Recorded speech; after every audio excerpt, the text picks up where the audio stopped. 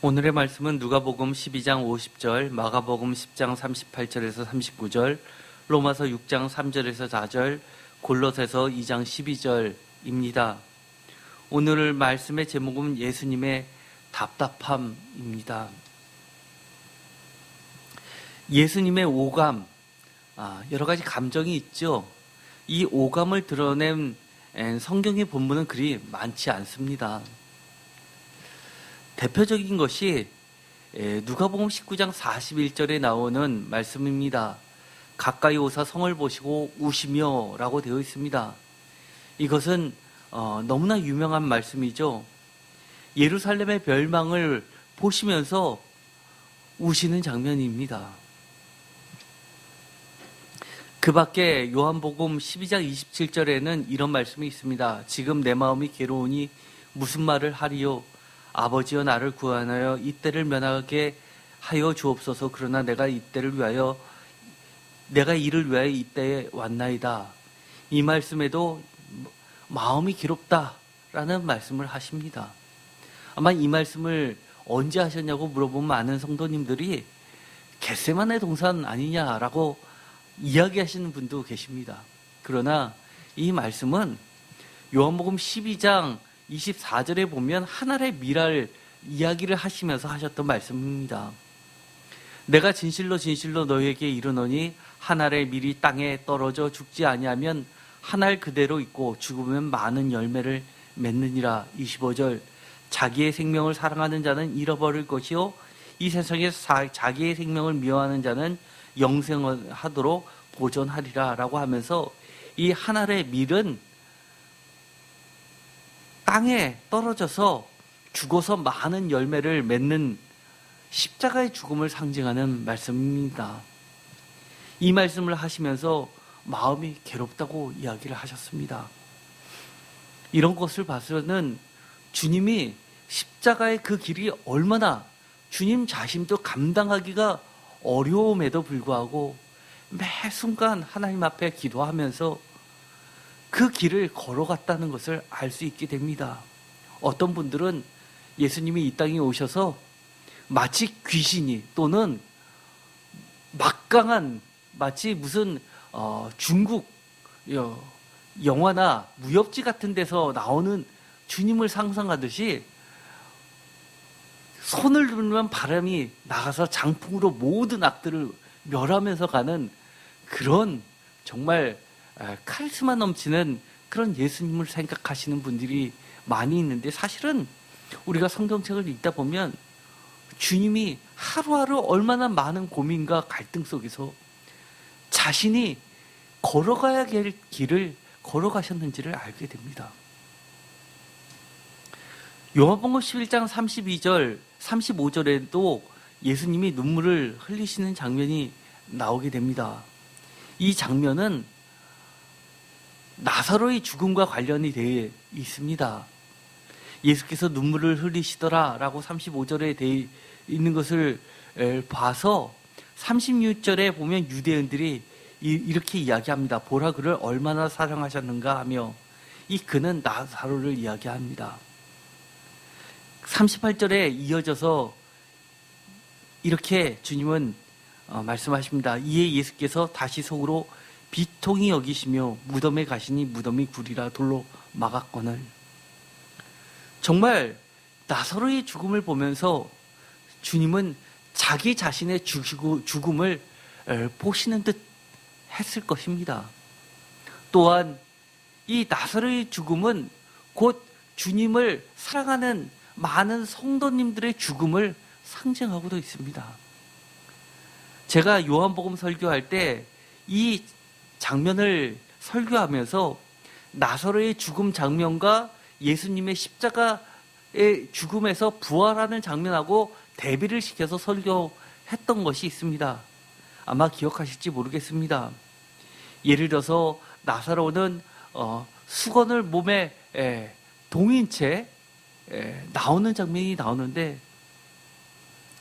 주님은 그 몸을 감쌌던 수의들이 그대로 무덤 안에 풀려져 있고 주님은 부활하십니다. 나사로는 사람들이 막았던 돌을 치우지만 예수님은 그 돌이 치워진 채로 부활하신 모습을 보여주십니다. 이처럼 많은 부분이 나사로의 죽음과 예수님의 죽음과 부활 사건, 나사로의 부활 사건을 대비시키면서 보여주고 있습니다. 저는 그렇게 보진 않지만 그래서 어떤 학자는 요한복음의 저자를 이 죽은 나사로가 살아나서 예수님의 죽음을 그리고 예수님의 부활을 자신의 죽음과 부활 사건하고 관련시켜서 경험했던 것을 고백한 나사로가 저자라고 주장하는 학자도 있을 정도입니다. 그러나 저는 그렇게 보진 않습니다. 제가 여러 차례 이야기했던 것처럼 요한복음의 저자는 살아가는 제자입니다. 어쨌든 간에 이 나사로의 죽음을 통해서 우리는 우리 자신의 죽음을 또한 보며 얼마나 우리가 죽어가는 우리의 죽음을 보시면서 눈물을 흘리시는 주님, 그리고 속으로 얼마나 비통해 하시는 주님을 우리는 바라봐야 합니다. 주님은 그 비통한 심정과 흘리시는 눈물을 통해서 우리를 살려주셨던 것입니다. 요한복음 13장 21절에 또 이런 말씀이 있습니다.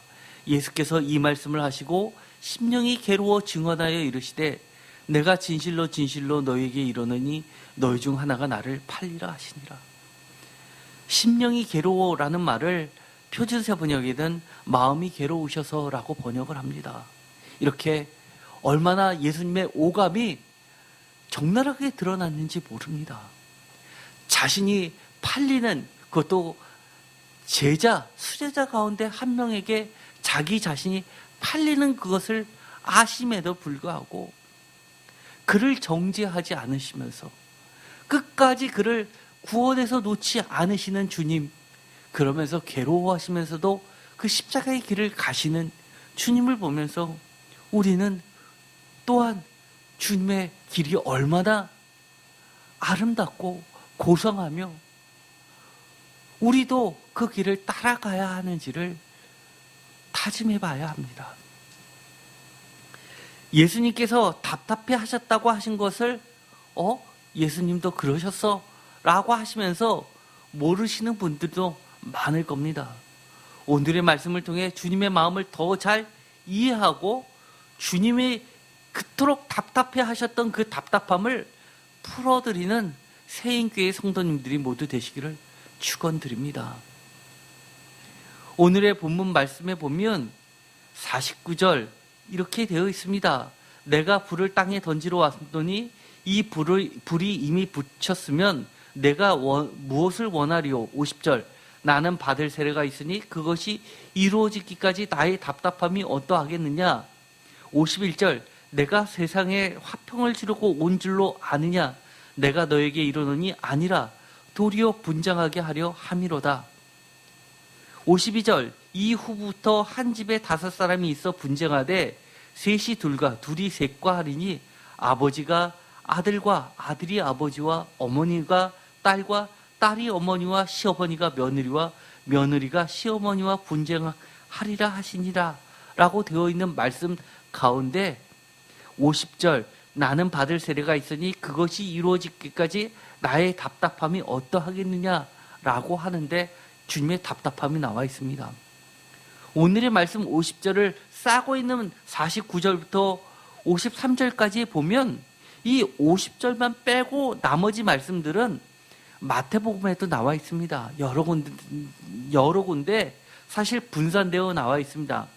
마태복음 10장 34절에서 36절, 16장 2절, 3절 같이 여러 군데 이렇게 나눠져 있습니다. 특히 내가 세상에 화평을 주러 온 줄로 생각하지 말라. 화평이 아니여 검을 주러 왔노라 라고 하는 마태복음 10장 34절의 말씀은 대표적으로 퀴의 말씀입니다. 그런데도 불구하고 이 마태복음은 오늘 누가복음에 있었던 말씀 나는 받을 세례가 있으니 그것이 이루어지기까지 나의 답답함이 어떠하겠느냐라는 이 구절만 사실 없습니다. 심지어 내가 온 것은 사람이 그 아비와 딸이 어머니와 며느리가 시어머니와 불화하게 하려 함이니라는 말씀도 마태복음과 누가복음에 모두 나와 있지만 이상하게 마태복음만에는 이 누가복음 12장 50절의 말씀이 빠져 있다는 겁니다. 답답하다라는 것을 이 이야기 뒤에 나오는 여러 가지 오해한 것에 대한 감정적 답답함으로 이해하면 될까요? 예를 들어서 그 다음에 나온 말씀 51절에서 53절까지 사람들은 세상에 검을 주고 또 분쟁하러 오신 메시아 예수가 마치 화평을 주러 온 것으로 오해한 것에 대해서 답답하다라고 말씀을 하셨던 걸까요? 흔히 정말 말이 안 통하면 내가 속이 터져라고 하는 그런 속 터짐으로 오늘의 이 답답함을 이해하면 될까요? 사실 이 이야기, 예수님의 답답함에는 정말 많은, 이것보다 더 많은 오해라는 것을 뛰어넘어서 더 많은 이야기가 사실 내포되어 있습니다. 누가복음 12장 49절에서 56절까지 병행고를 보면 마태복음 10장 34절에서 36절, 16장 2절에서 3절과 병행 구분입니다. 제가 이미 말씀드렸던 것처럼 이처럼 누가복음은 한 군데 쭉 모여 있지만 마태복음은 이것을 여러 군데서 나누면서 사실 이 말씀의 의미가 사실 이 누가복음처럼 이렇게 한 곳으로 전달되지는 않습니다. 누가복음 12장 50절에 보면 나는 받을 세례가 있으니 그것이 이루어지기까지 나의 답답함이 어떠하겠느냐. 나의 답답함, 이것은요 사실은 수고입니다. 그래서 표준세 번역은 이것을 이렇게 번역합니다. 표준세 번역으로 읽어드리겠습니다. 그러나 나는 받아야 할 세례가 있다. 그 일이 이루어질 때까지 내가 얼마나 괴로움을 당할는지 모른다. 나의 답답함이 어떠하겠느냐라는 이 말을 얼마나 괴로움을 당할는지 모른다라는 것으로 번역하고 있습니다.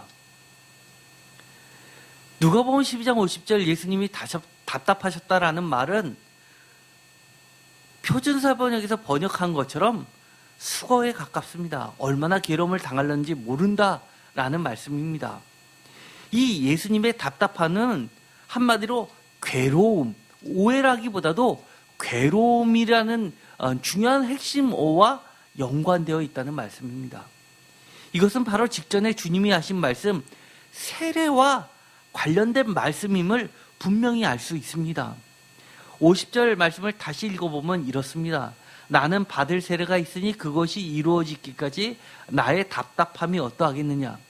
이 답답함을 괴로움이라고 번역한 것을 그대로 옮겨서 다시 한번 읽어보겠습니다.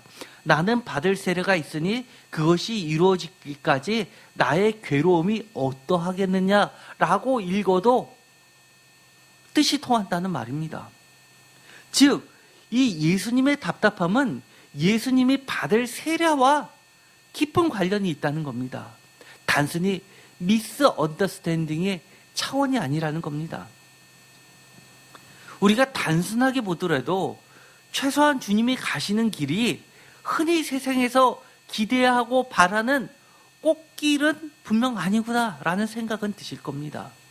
꽃길, 아주 순탄한 길, 영광스러운 길, 누구나 부러워하는 길, 화려한 길이 아니라는 겁니다.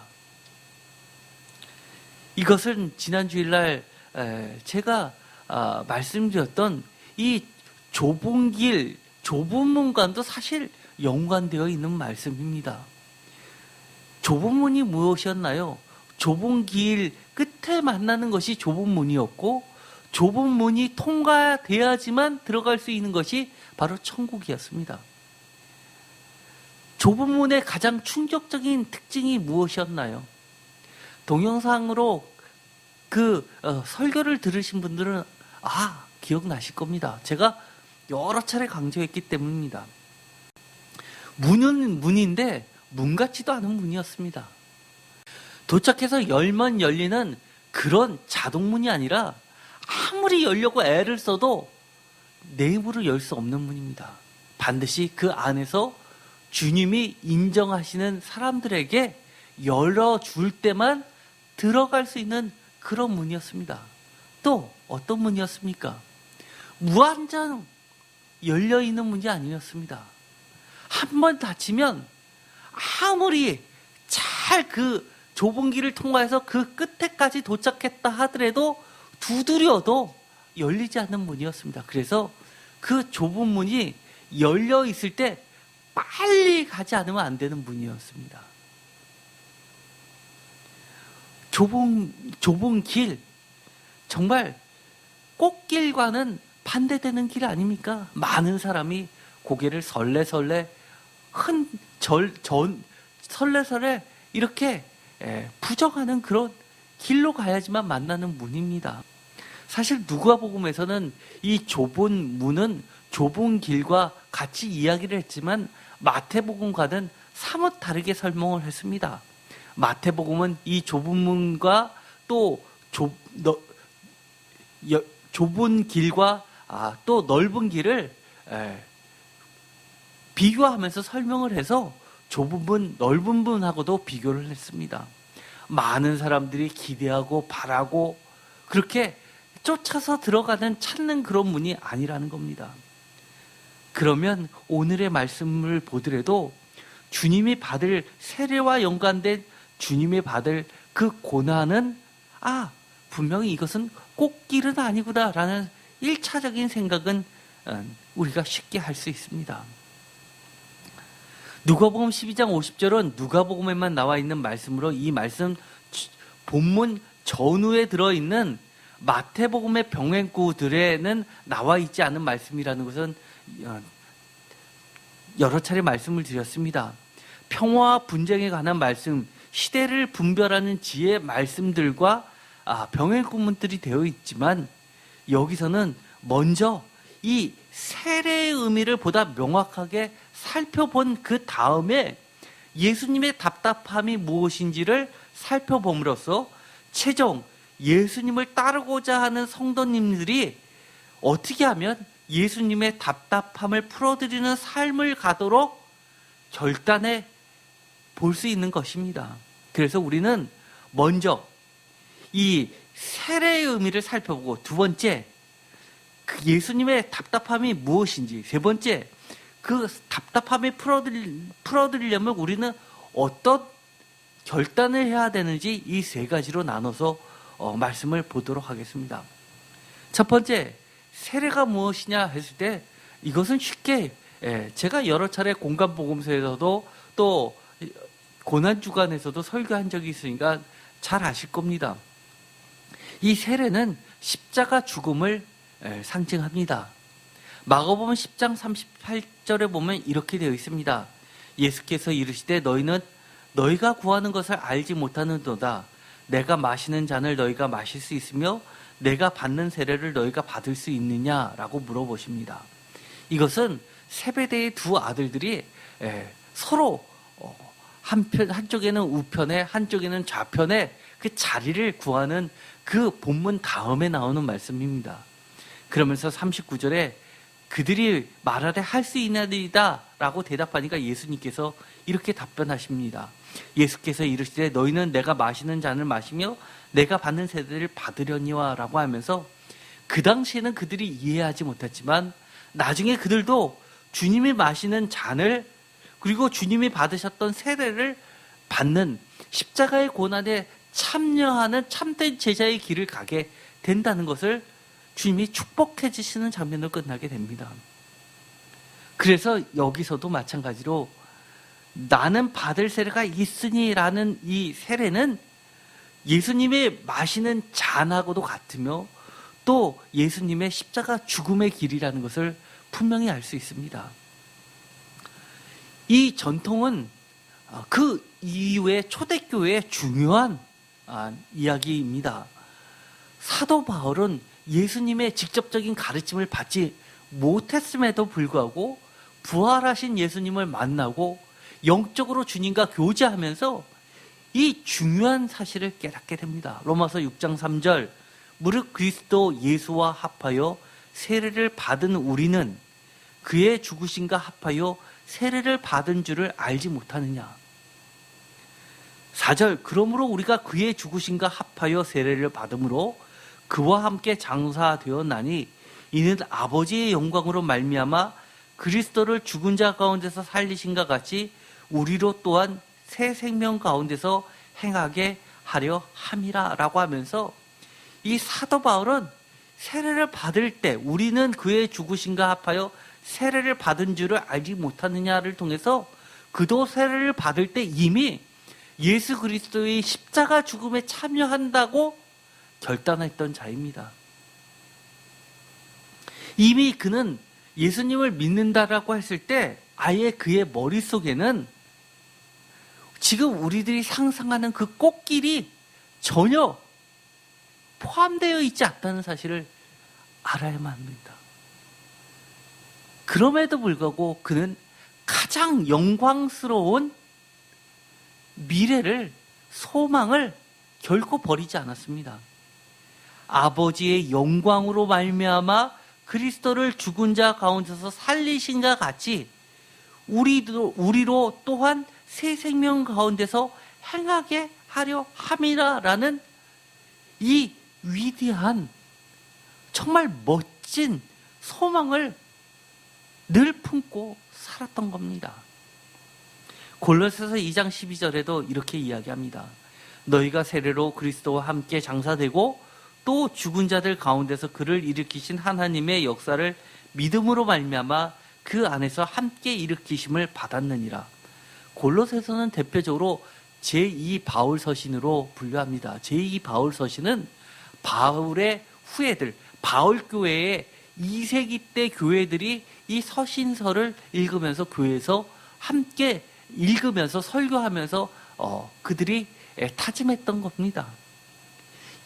이 2세기 때도 1세기 때와 전혀 다르지 않게 이 위대한 전통은 이어져 내려갔습니다.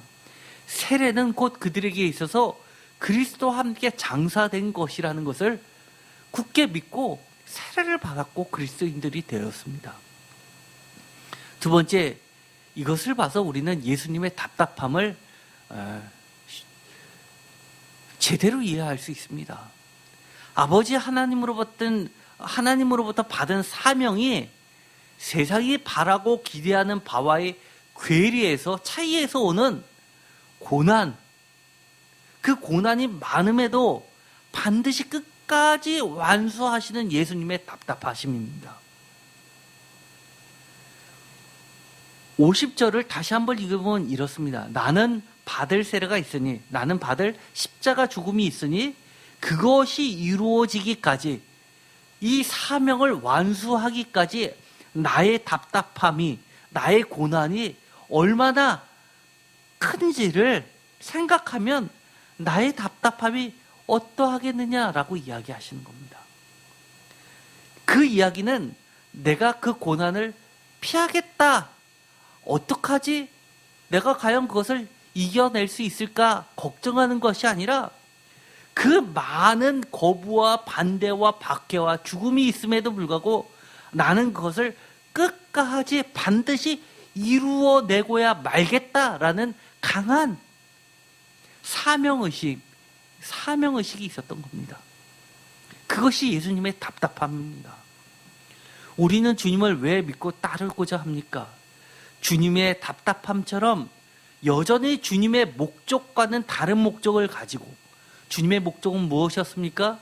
내가 받을 세례, 내가 마실 잔이 주님의 목적이었습니다. 다른 목적을 가지고 주님을 믿는다고 하지는 않나요? 누가복음에 보면 이런 이야기가 나와 있습니다. 누가복음 12장 13절입니다. 무리 중에 한 사람이 이르되 선생님, 내 형을 명하여 유산을 나와 나누게 하소서 하니, 14절, 이 사람이 이르시되 이 사람아, 누가 나를 너희의 재판장이나 물건 나누는 자로 세우느냐 하시고, 15절, 그들에게 이르시되 삼가 모든 탄심을 물리치라 사람의 생명이 그 소위에 넉넉한 데 있지 아니하리라 하시고. 이 구절을 보면 혹시 이 무리 중에 한 사람이 나는 아닐까요? 여러분은 아닐까요? 툭하면 주님의 이름을 부르면서 기도하지 않나요? 내 영을 명하여 유산을 나와 나누게 하소서. 주님, 내 사업이 잘 되게 해주세요. 내가 질병이 안 걸리게 해주세요. 거기까지 아닙니까? 주님, 제가 정말 열심히 일해서 그것으로 주님을 위해서 무엇인가 할 수 있는 기회를 허락해 주세요. 라고 기도해야 되지 않습니까? 주님, 저에게 건강 주세요. 물론 건강이 없어도 저는 주님을 끝까지 따라가겠지만 건강 주시면 더 잘 주님을 섬길 수 있을 텐데 제가 건강이 없다 보니까 너무나 그게 좀 아쉽습니다. 주님, 저에게 힘 좀 주세요. 똑같은 것을 요청한다 하더라도 목적이 다르면 기도의 내용도 들려집니다.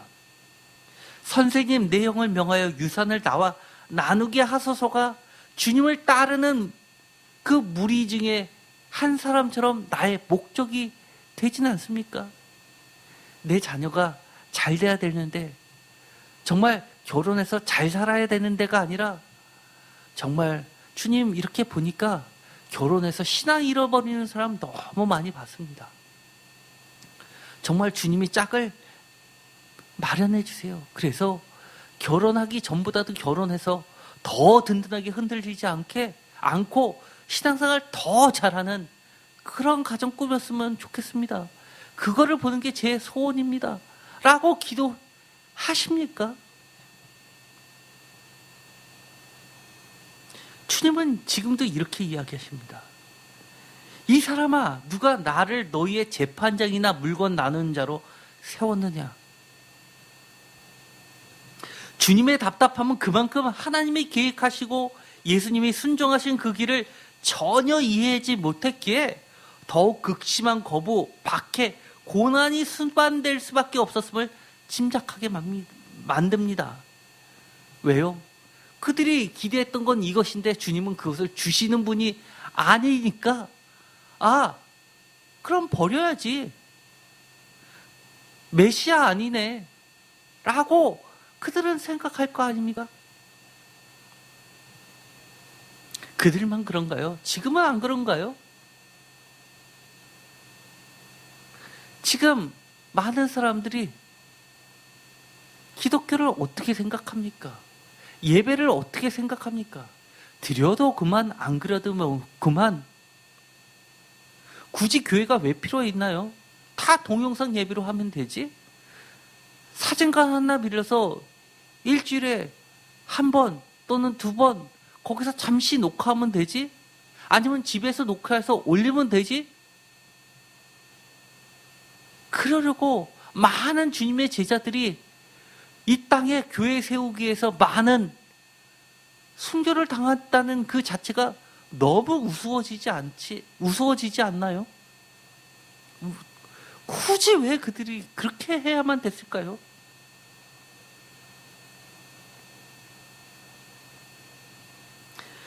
세 번째, 주님이 받으셨던 세례, 주님이 마셨던 잔, 그 세례와 그 잔을 우리에게도 주님은 주십니다. 우리에게 주시는 주님과 그 세례와 잔을 우리 앞에 놓였을 때 반대와 거부와 박해와 고난이 반드시 있을 것입니다. 그럼에도 불구하고 끝까지 우리는 그것을 이루어 드림으로써 주님의 답답함을 풀어드려야 되지 않습니까?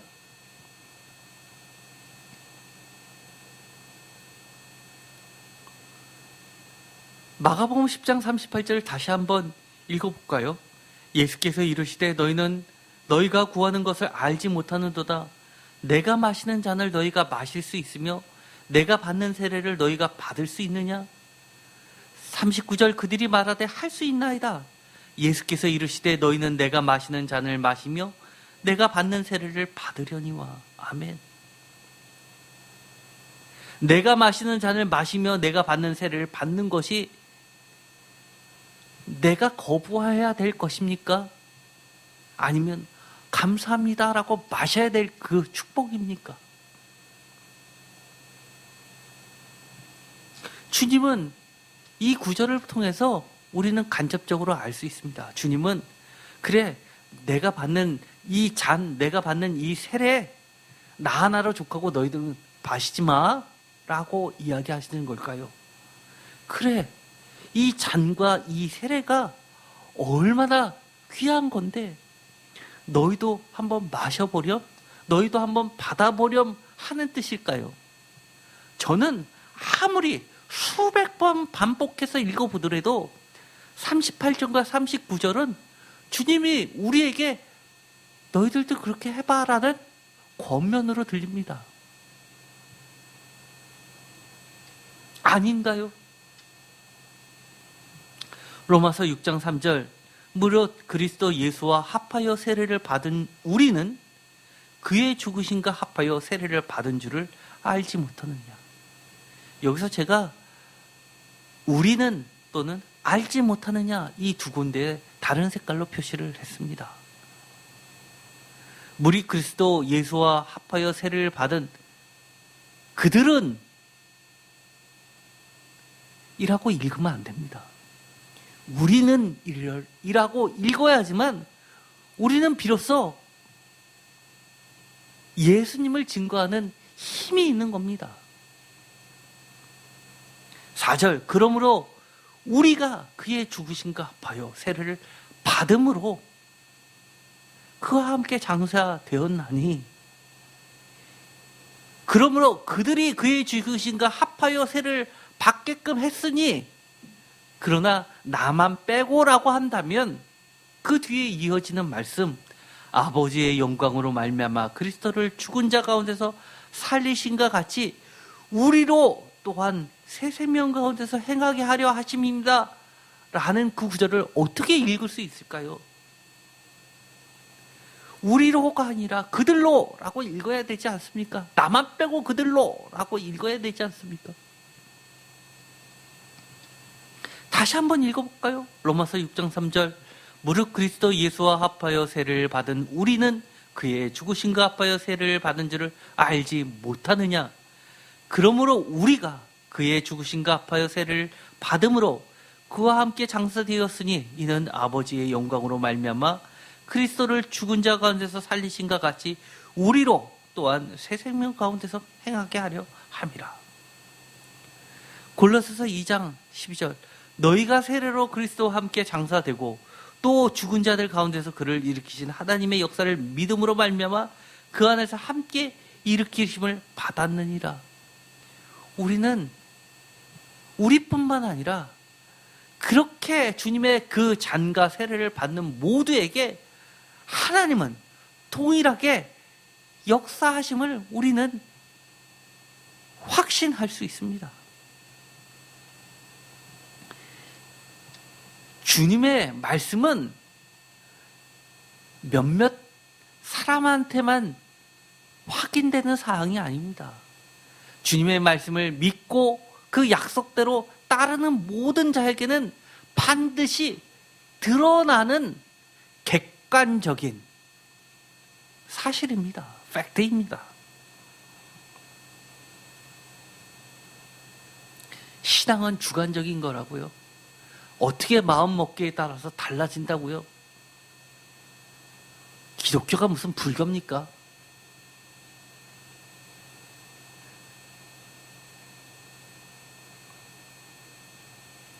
이왕이면 신앙생활이 편하면 좋을 것 아니냐고요? 편하게 믿어도 될 걸 굳이 어렵고 복잡하게 왜 그렇게 신앙생활을 하냐고요? 예수님을 믿었더니 일이 술술 잘 풀려야지 전도가 된다고요? 아직도 많은 믿는다고 하는 자리 이 땅에서는 여전히 주님께 내 재산을 늘려줄 재판관이신 요술쟁이 주님만을 필요로 하면서도 죽어서는 천국 갈 보험처럼 여기는 자들이 많이 있습니다. 아직도 여러분의 신앙의 여정의 길 가운데서 꽃길만을 기대하시면서 십자가를 짊어지신 영광의 주님이 함께 하시기를 믿으신다면 아마 주님은 여전히 답답하다라고 하실 것입니다. 우리가 걸어갈 신앙의 길은 주님이 가신 길이요, 또 주님의 답답함을 풀어드릴 길입니다. 십자가의 길, 세례의 길, 죽음을 뛰어넘는 영원한 생명의 길 앞에 당당히, 그리고 주님처럼 묵묵히 걸어가시기를 축원드립니다. 우리가 우리 자신이 지금까지 생각했던 신앙을 한번 돌이켜 봐야 합니다. 내가 지금 이 땅에서 주님을 믿는다고 하면서 오늘 주님이 나의 답답함이 어떠하겠느냐라고 했었던 그 답답함을 풀어드리고 있는 그런 신앙생활을 하고 있는지 다시 한번 돌아봐야 합니다. 아주 작은 실천부터 하셨으면 좋겠습니다. 우리가 주님의 길을 갈 때 분명 주님은 우리에게 너무나 귀한 약속을 해주셨습니다. 십자가의 죽음을 넘어서 영광스러운 하나님의 영원한 생명을 우리에게 허락해 주셨던 것을 반드시 기억하시고 우리 모두 주님의 그 답답함을 풀어드리는 신앙생활을 하시게 되기를, 그것도 주님처럼 그것이 이루어지기까지 온전히 하시게 되는 축복을 모두 누리시기를 간절히 축원드립니다. 기도하고 마치겠습니다. 하나님, 정말 부끄럽습니다. 우리가 주님을 믿는다고 하면서 이 땅에서는 꽃길만을 생각하고 주님을 마치 술술 풀려나가는 요술방방이 재판관처럼 인식하고, 그리고 죽어서는 마치 보험 들듯이 천국을 바라고 있지는 않나 회개합니다. 우리가 이 땅에 살면서 주님의 답답함을 풀어드리는 신앙생활을 할 수 있게 하여 주시옵시고, 주님이 너희들도 내가 마시는 그 잔과 내가 받는 그 세례를 받을 수 있느냐라고 물어보실 때 감사히 받겠습니다, 감사히 마시겠습니다 하는 그런 축복받는 제자들 모두 되게 하여 주시옵소서. 예수 그리스도의 이름으로 기도드렸습니다. 아멘.